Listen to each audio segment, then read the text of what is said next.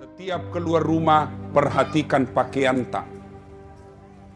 Alhamdulillah sekarang ini saya senang betul lihat perempuan Indonesia. Kalau 10 perempuan yang kumpul, untung kalau ada satu tidak pakai jilbab. Rata-rata ibu-ibu sekarang pakai jilbab nih. Alhamdulillah. Kriteria pertama pakaian menutup aurat sudah terpenuhi. Kriteria yang kedua yang mulai kita longgar. Apa itu? Tidak mempertontonkan lekuk-lekuk tubuh. Jadi bikin baju itu Bu 4 syaratnya. Jadi kalau mau bikin baju ini syaratnya. 1, nutup aurat. 2, tidak mempertontonkan lekuk-lekuk tubuh. 3, pantas. 4, indah. Indah nomor 4. Banyak orang bikin pakaian indahnya dulu. Nomor 1, nutup auratnya. Nomor 19, akhirnya apa? Indah dilihat tapi tidak memenuhi syarat. Tutup aurat, alhamdulillah ibu pakai tutup aurat. Yang kedua, tidak mempertontonkan lekuk-lekuk tubuh. Ini yang banyak dilanggar, sempit-sempit. Ada ibu-ibu pakai jilbab tapi sempit. Sempit bajunya, sempit celananya, sempit roknya. Akhirnya karena sempit roknya susah jalan. Ini jalan. Naburu anjing gila. Coba bedek kalau longgar langsung ditarik saja. Coba ke. Nah, ibu-ibu kalau kurus-kurus nah sempit masih baik jadi lihat. Tapi kalau gemuk deh. Sudah gemuk. Sempit bajunya, kentara lekuk-lekuknya. Seperti kuliah burasa. Lihat itu burasa ibu di. Sudah dibuka talinya masih ada itu. Lihat itu ibu-ibu begitu nih model tak ibu kalau batal laki baru pakai sempit-sempit. Nah kira barangkali enak dilihat. Jengkelku mau kurasa tendang nih.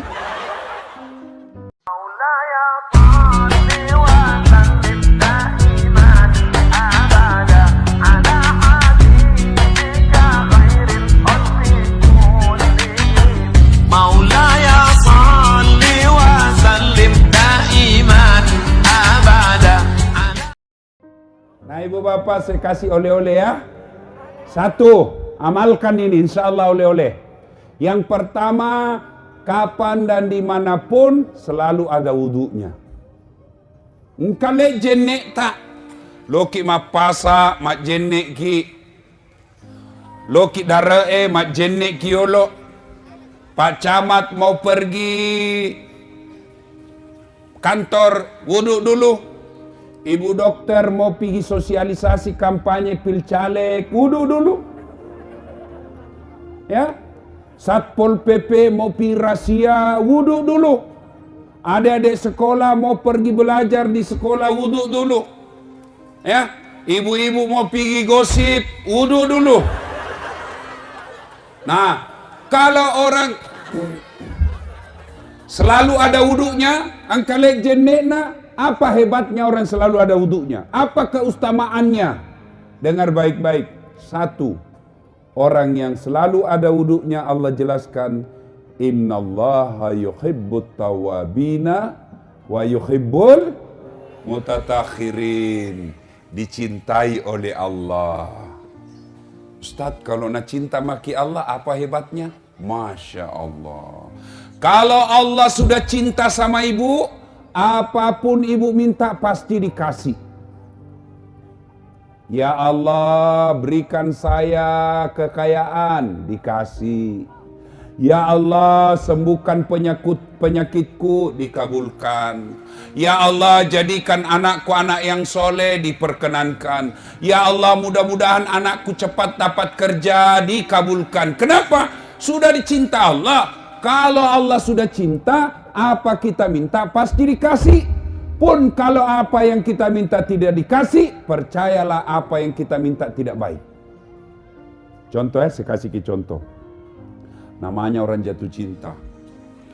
Ada anak muda lagi pacaran jatuh cinta, dapat cewek matre. Mata duit.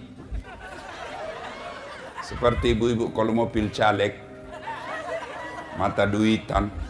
Siap dukung saya, siap, betul. Ada 500, hilang.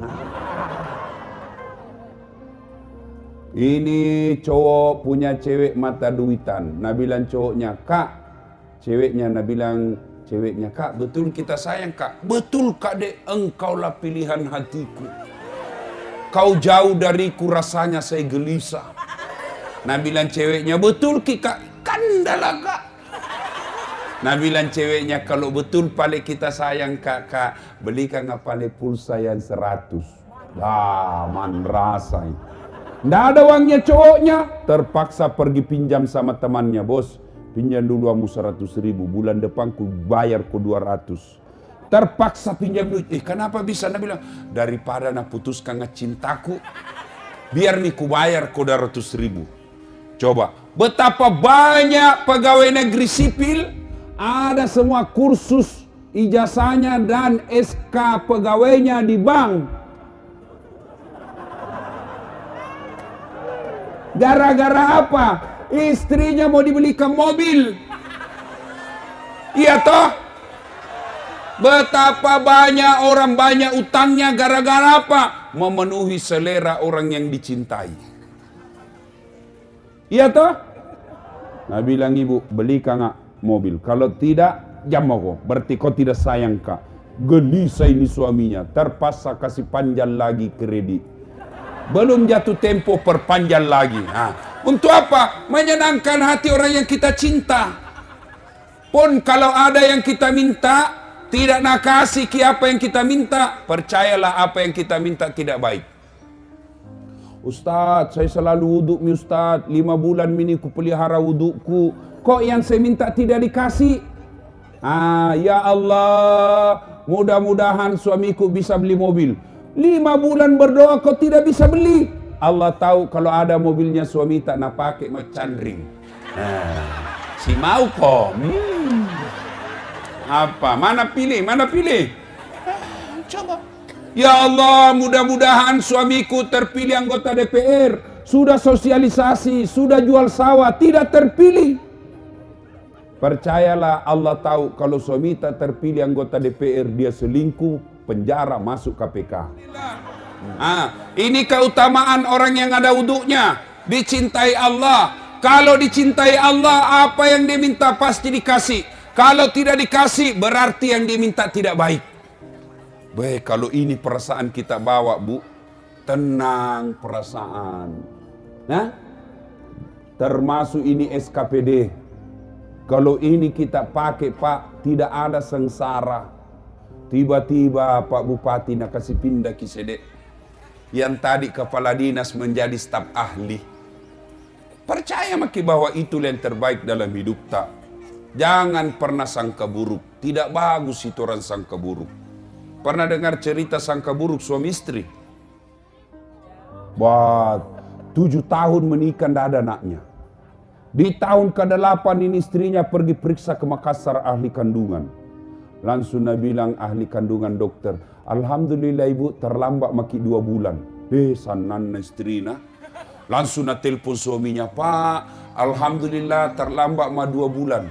Dia bilang suaminya, jangan kau cerita-cerita dulu, kan nanti tidak jadi malu ke itu. Oke, rahasia bersama nak? Iya, jangan memang kau cerita. Oke, tidak cerita-cerita. Beberapa hari kemudian datang petugas PLN. Assalamualaikum. Waalaikumsalam. Nah bilang istrinya, siapa? PLN. Kenapa ki Pak?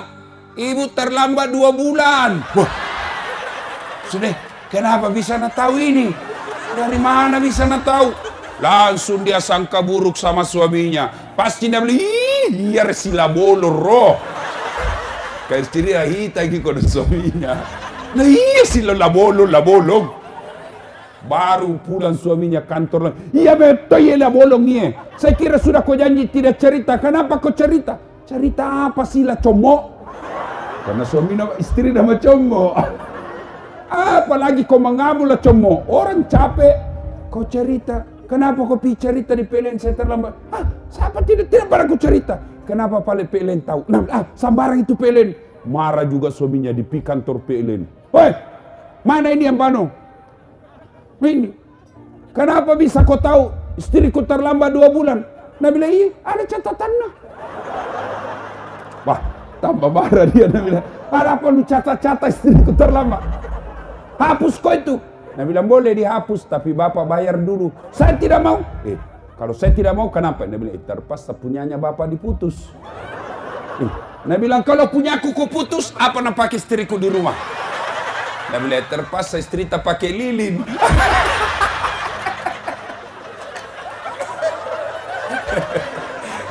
Ini bahayanya sangka buruk. Lain dipikir, lain lah di hati.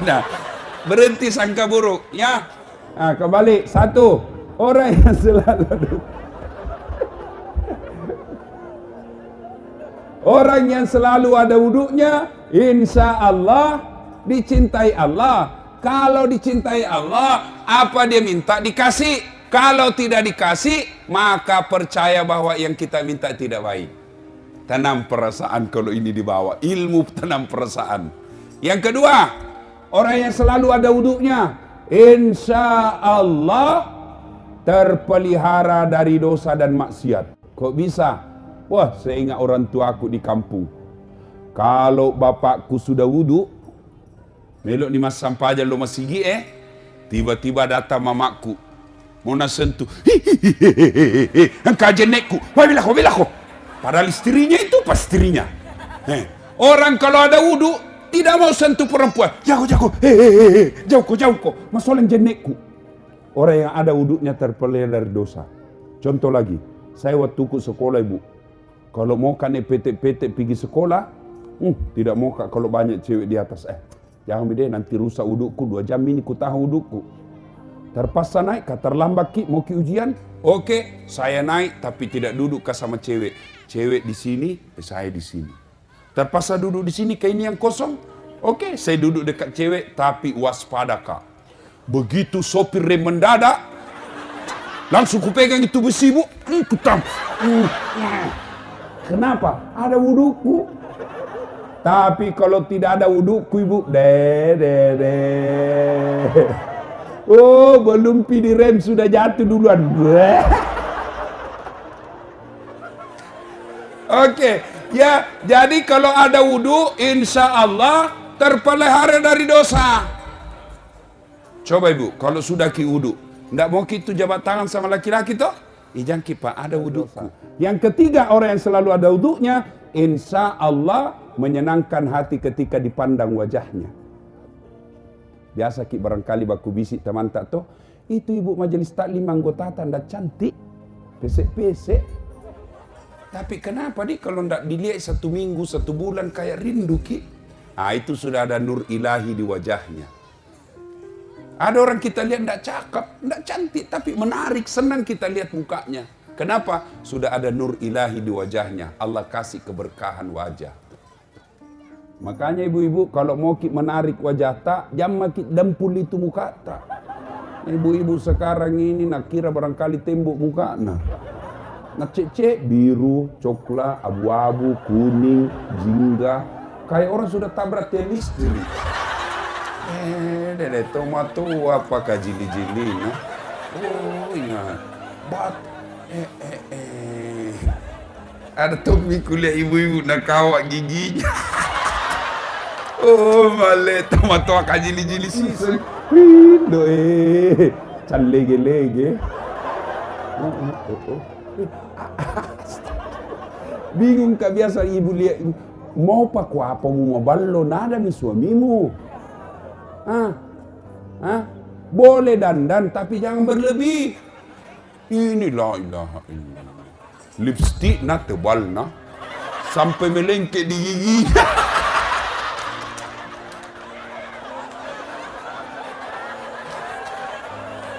Sudahlah, daripada ibu itu, ibu bayangkan 1 kali make up bisa 200.000, gencuna 50.000, sedona 70.000, berapa mi?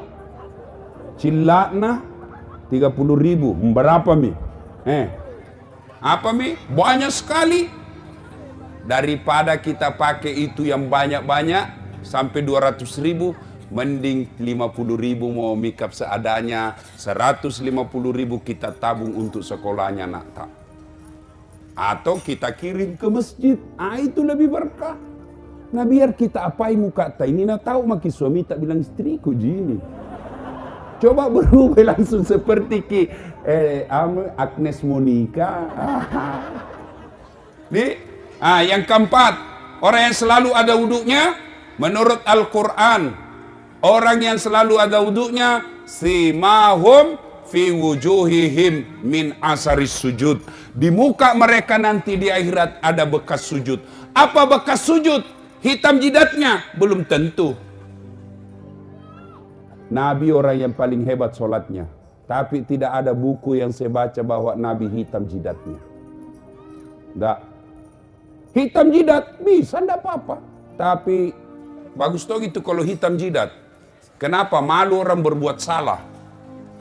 Ada orang hitam sekali jidatnya, masuk karaoke. Tidak cocok. Loton natulin romu mak karaoke. Iya toh, itu bagusnya itu kalau hitam jidat terpelihara dari dosa. Tapi apa toh bahayanya? Bisa menimbulkan ria. Apa itu ria? Mau dikata. Tidak apa-apa. Apa itu yang disebut simahum fi wujuhim min asaris sujud? Hitam jidat. Soal hitam jidat gampang. Mau ke hitam jidat ibu? Mau? Sujud ambil karpet baru. Kasih balsem, campur minyak tanah, kasih sedikit minyak gosok. Sujud maki sekali sujud 5 menit, 2 hari hitam nih. Tapi bukan itu yang dimaksud. Yang dimaksud dengan ini adalah di akhirat kelak Nabi jelaskan umatku menghadap Qadir Rabbul Jalil. Ketika dihadiri nanti di akhirat bercahaya mukanya akibat wudhu. Sehingga kita tidak perlu lagi mengaku, ya Muhammad saya umatmu. Kata Nabi, kalau kau umatku kenapa hitam jidatmu? Kalau kau umatku kenapa mukamu hitam? Karena nanti kita orang Islam Pak, salah satu tanda ketika di padang mahsyar bercahaya muka tak kayak cahaya bulan. Kenapa? Karena selalu wudhu. Orang yang tidak pernah ada wudhunya, hitam mukanya seperti pantak panci. Nah bilang orang, ada tahu pantak panci putih Ustaz, karena pakai kompor gas. Itu, kalau dulu pakai apa? Arang. Itu nanti seperti itu orang yang tidak pernah sholat. Mukanya seperti pantak panci pakai arang. Inilah oleh-oleh yang pertama. Biasakan selalu ada wudhu. Dan biasanya orang yang selalu ada wudhunya, insya Allah sholatnya terpelihara. Kenapa banyak biasa ibu-ibu tidak sholat kalau ada pengantin? Gara-gara malas wudhu. Beleng. Orang yang selalu ada wudhu, insya Allah.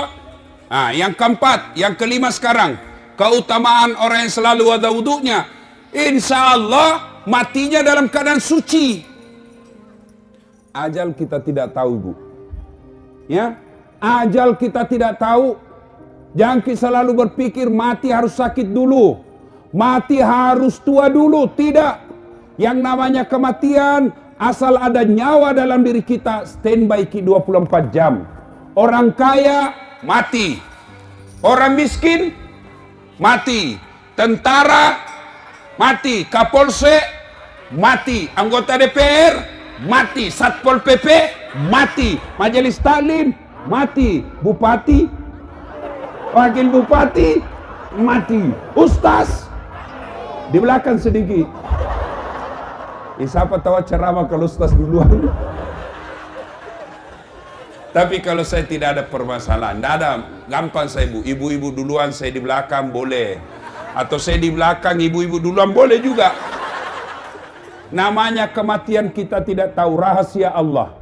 Ada orang yang lagi duduk-duduk, teman saya kita lagi ngobrol di warkop, kita reunian, ketemu-ketemu, tiba-tiba kita ngopi-ngopi cerita-cerita. Langsung ada seniorku udah bilang, ndak enak ku rasa. Langsung ndak enak rasa, langsung jatuh. Langsung saja jatuh dari tempat duduk. Bawa lari ke Grestelina, meninggal. Sehat. Coba. Ada juga teman saya, pengurus Ampuri, Asosiasi Penyelenggara Haji, sakit berhari-hari, berbulan-bulan sakit, akhirnya dibawa operasi ke Singapura. Pulang dari Singapura, di pemeliharaan kembali, pemulihan, datang mertuanya dari Palembang. Dia pergi lihat menantunya karena lagi sakit. Justru mertuanya meninggal. Coba, dia pergi lihat orang sakit, dia meninggal. Ini kalangan birokrasi, pejabat-pejabat. belajar dari Sinjai. Ya toh? Asisten satunya Sinjai, Kabupaten Sinjai, naik malam 17 Agustus, memberikan sambutan sebagai ketua penitia. Turun dari panggung, meninggal. Coba kalau kita selalu ada wudhu, kita mati dalam keadaan suci. Tapi kalau tidak ada wudhu, kita mati dalam keadaan kotor. Na'udzubillah min zalik. Maka itu enaknya kalau selalu ada wudhu. Tak. Insya Allah. Terpelihara kita dari dosa, dikabulkan apa yang kita mau, bercahaya mukanya, di akhirat nanti juga bercahaya mukanya, dan kelima terpelihara solatnya, dan yang paling kita inti adalah kita bisa mati dalam keadaan suci. Coba, gampang toh? Ibu-ibu susah ndak wudhu? Bagaimana misalnya ibu pergi ke jalan-jalan, wudhu maki dulu. Misalnya tiba-tiba pakai sepatu, ini sepatu tua mi, lama sepatu andalan, dipakai, pas saya masuk, bocor, batal, ya batal. Nabi tidak habis Ustaz, sedikit keluar, biar sedikit tetap batal. Bagaimana wudhu lagi kan tidak dibayar ji? Pegawai pergi ke kantor, tadi di rumahnya sudah wudhu, sampai di kantor batal, wudhu lagi kan tidak dibayar ji. Apa susahnya? Ini oleh-oleh yang pertama. Amalkan, kapan dan dimanapun selalu ada wudhu. Yang kedua, oleh-oleh kita hari ini, setiap keluar rumah perhatikan pakaian tak. Alhamdulillah sekarang ini saya senang betul lihat perempuan Indonesia. Kalau 10 perempuan yang kumpul, untung kalau ada satu tidak pakai jilbab. Rata-rata ibu-ibu sekarang pakai jilbab nih. Alhamdulillah. Kriteria pertama pakaian menutup aurat sudah terpenuhi. Kriteria yang kedua yang mulai kita longgar. Apa itu? Tidak mempertontonkan lekuk-lekuk tubuh. Jadi bikin baju itu bu 4 syaratnya. Jadi kalau mau bikin baju ini syaratnya. 1, nutup aurat. 2, tidak mempertontonkan lekuk-lekuk tubuh. 3, pantas. 4, indah. Indah nomor 4. Banyak orang bikin pakaian indahnya dulu. Nomor 1, nutup auratnya. Nomor 19, akhirnya apa? Indah dilihat tapi tidak memenuhi syarat. Tutup aurat, alhamdulillah ibu pakai tutup aurat. Yang kedua, tidak mempertontonkan lekuk-lekuk tubuh. Ini yang banyak dilanggar, sempit-sempit. Ada ibu-ibu pakai jilbab tapi sempit. Sempit bajunya, sempit celananya, sempit roknya. Akhirnya karena sempit roknya susah jalan. Ini jalan. Naburu anjing gila.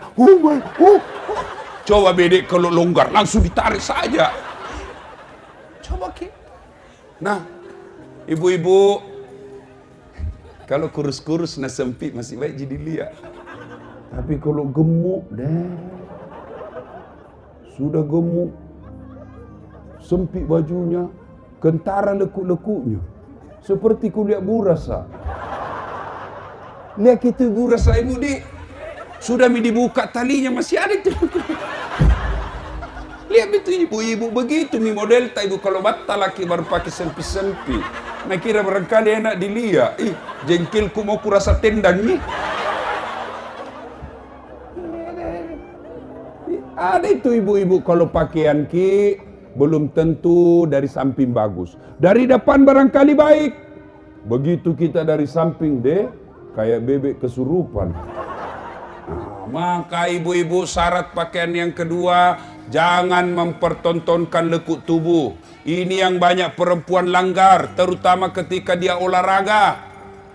Olahraga itu baik, memelihara kesehatan itu anjuran agama. Tapi jangan sampai kita senam pakai baju sempit. Ibu-ibu di depan, bapak-bapak di belakang. Bayangkan maki, ibu-ibu begini, bapak-bapak di belakang begini. Jelek deh itu dilihat. Baru majelis taklim bede. Tidak boleh. Silakan olahraga, tapi jangan campur laki perempuan. Apalagi kalau pakaian tak sempit.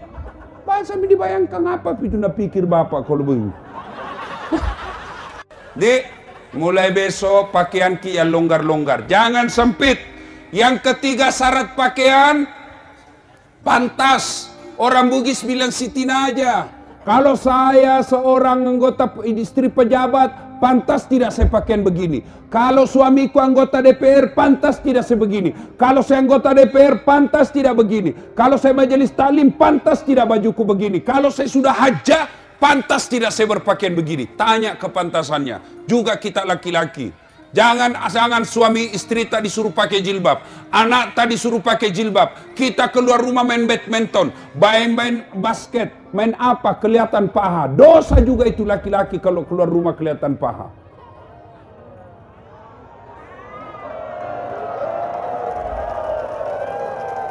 Nah, bilang mahasiswaku, ndak ada yang nafsu lihat paha aku, Ustaz. Sahabat bilang, siapa tahu ada janda-janda tua. Sudah lama kadang kasihan tak pernah lihat paha. Nah, dia milok-milok. Tidak boleh. Auratnya laki-laki, pusat sampai. Tidak boleh kelihatan. Kita suruh anak istri tak pakai jilbab. Kita keluar rumah pergi main bulu tangkis, pergi jogging, kelihatan paha. Dosa juga itu bagi laki-laki. Dan yang keempat, syarat pakaian indah. Alhamdulillah, Allah tidak melupakan keindahan dalam berpakaian dengan catatan dia urutan terakhir. Pakaian yang pertama harus nutup aurat, yang kedua tidak mempertontonkan lekuk-lekuk tubuh, yang ketiga pantas, dan yang keempat indah. Alhamdulillah.